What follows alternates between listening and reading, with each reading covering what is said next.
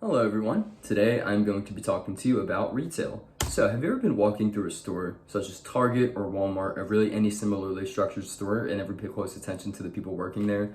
Whether they're older or younger or just doing activities such as stocking the shelves, working the cash register, dealing with angry customers, or just cleaning up a pile of broken glass and thinking, oh, thank God that's not me. Well, today I'm going to be talking to you about why maybe you should switch that thought to thank God that could be me. Because today I'm going to talk to you about the benefits as to why everybody should work retail in their life at least one time. And there's a variety of different reasons why people should work retail once, but today I'm going to focus on three main aspects. And the first one being is that there's no better career incentive, and there's no better incentive to strive and go for a different career than working in retail. There is no real better opportunity to grow more empathetic as a person, and it gives you a variety of different and specific skill sets that you only get from working in a retail store. And to start off this presentation, I'm going to talk about the career incentive. And by that, I mean incentive to get a different career, because retail is hardcore designed to milk workers for all they are worth to please the suits and higher ups and to attain the numbers that they so desire. And a great quote to summarize the overall retail experience and how they treat their workers is done by a perfect description of how retail is calculated to train workers is in the article We Work by Jill Porter, who states 4 in 5 hourly retail workers in the United States have no reliable schedule from one week to another. Instead, their schedules are often set by algorithms that aim to maximize profits for investors by reducing breaks and pauses in service. And that quote really does speak a lot about the retail industry and how they treat their workers, because minimalizing that amount of freedom that they get during their work hours is a great way to just show how much they don't see their workers as people. They just only see them as cogs in a machine and treat them as so. And it's designed to really just kind of just make you feel small and not be a big part of the system. And this trend of starting to devalue the workers as machines instead of humans started with Walmart. And the Walmart model of retail really spread across like a plague across all retail industries. And a great way to summarize the Walmart structure was done in an article by Annette Bernhardt from Columbia University as a dead-end sales job with starting pay at a near minimum wage, small, non-guaranteed raises, constantly changing work schedules that define full-time employment as 28 hours a week, and few fringe benefits. And in recent memory, they have tried to change this look that they don't care about their workers, they're cruel, they force them to go through a grinder to earn a small paycheck that people at McDonald's get as well. And they've done this by increasing wages, maybe trying to unionize and cover with additional benefits, but most of it, is just to save face and just to try to make them look better than how they really are. But it still doesn't change the fact that this is a system designed to milk the workers for all they have. And and as horrible as that sounds, and as cruel as it is, I still implore everyone to try working there at least once, because you'll get to see this kind of treatment firsthand. And there's no better way to drive you to get out of a workplace like this and get into something of your own than working in retail. You want to strive for something else. Trust me. And so now the next point, building empathy, which to me is my personal favorite to talk about, because I have firsthand experience in building this empathy myself, because there is no better way to get compassion for other people, and especially other workers, than working in retail, and especially Target in my opinion, because, well, that is my place of work. Because guess what? This picture right here, that's mine. I sent that to my girlfriend. You could probably read that right there. Not saying you guys don't know how to read. You definitely do. But basically what I'm trying to say is, yeah, the place does things to a man. And it did things to me. I just got done getting yelled at by a dude who was complaining about the price of a GoPro, even though it was the price of the winter. It was like the Christmas sale of the GoPro, and he was like freaking out. And it was October. He was complaining that he couldn't get the Christmas price of it in October. Yeah, try to let that sink in.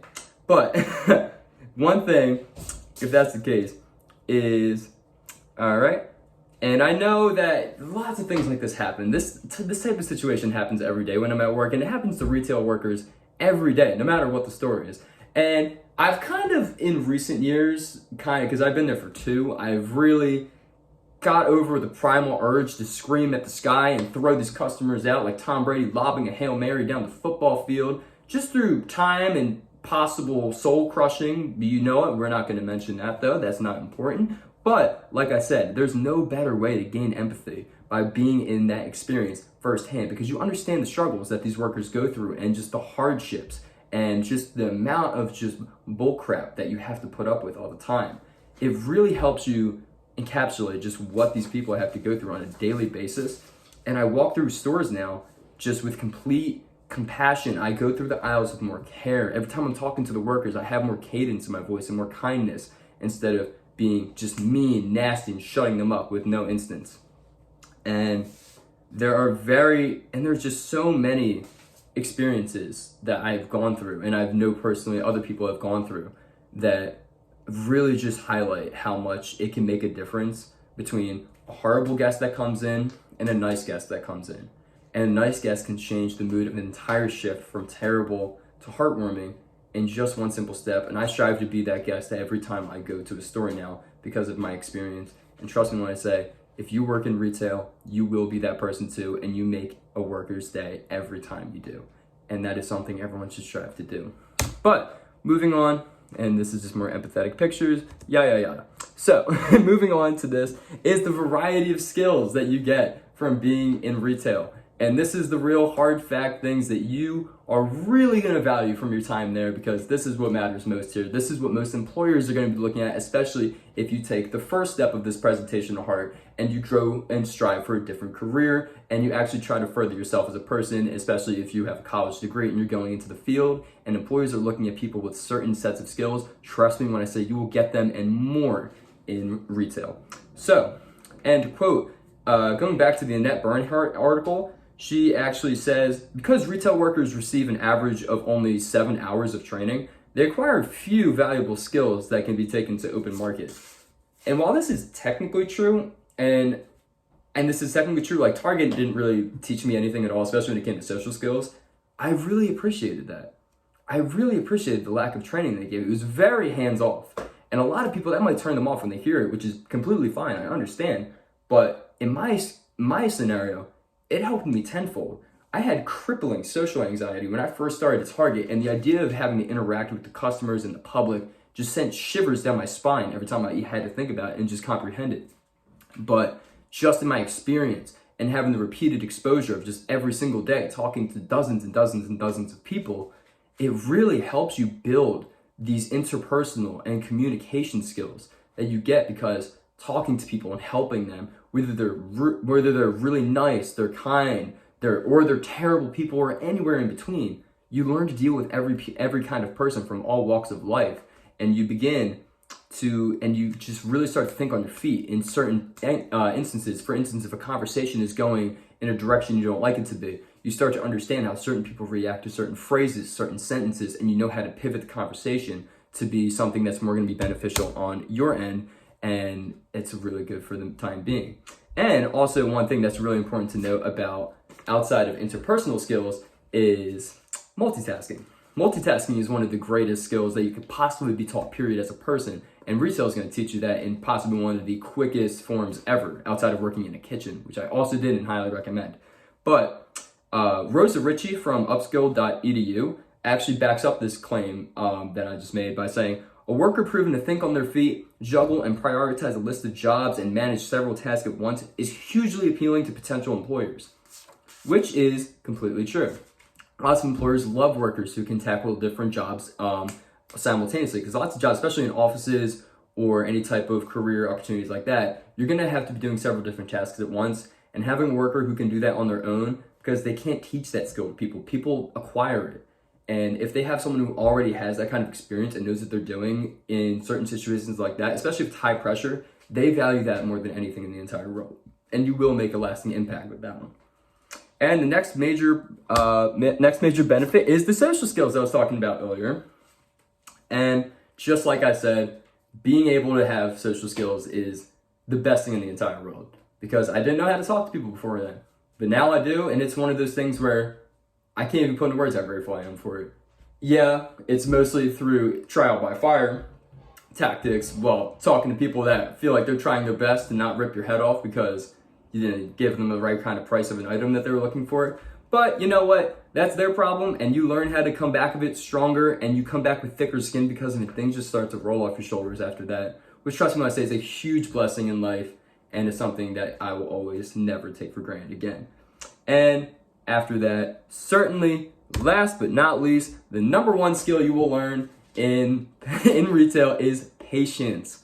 Patience is key when dealing with these horrible scenarios that I apparently can't stop talking about because, well, that's all that really sticks in my head when I talk about retail. It's just the guest experiences, whether the people screaming at you, or even if they're nice and they just, just kind of refuse to leave you alone. Patience is the number one thing that you're going to take away from your time here. Everything is just going to become so much easier. Things that make you maybe bite your tongue as much, things that make you just get really jittery, they don't come across as strong as they ever did after this. They were always easier and easier to deal with after which. And one thing that a lot of businesses value too is a patient worker. While I talked about multitasking and certain skills, there's nothing that they value more than a calm worker. A worker who is quick to be emotional, whether that's being angry, sad, or just losing your temper at everything. That's not something that's appealing to employers. A calm worker is a valued worker, and you'll only get to be that valued worker through earning patience, and you will get that through acquiring skills. And going back to Richie's article from Upskilled, you will learn a variety of different stuff that I didn't even know I was getting when I worked at Targets. When I read this in the article, I was like, oh, cool. And and to list off some of these skills that she was talking about, she lists off on the same article, you will gain time management, teamwork abilities, attention to detail, composure, cultural awareness, business awareness, and numeracy. And it's great skills like that to learn. I didn't even know I was getting, which means everybody else who does retail is going to get skills that they don't even know they're learning. It's so subtle. You're learning more things about business and about life just by going through these pretty much horrible things that happen in retail. And it makes you a better person as a result and an incredibly better worker. And all in all, to wrap this up, retail stinks. It does. It's not fun. These memes are so funny because they're true, and the best jokes are the funniest because they have truth in them.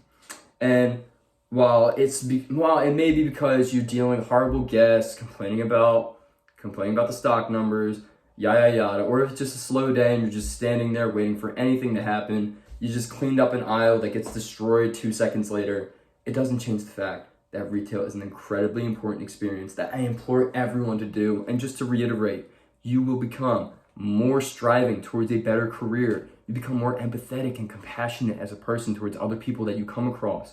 And not to mention, the new skill set you will gain from working in retail is invaluable in life. And you will only get it working in retail and no other job.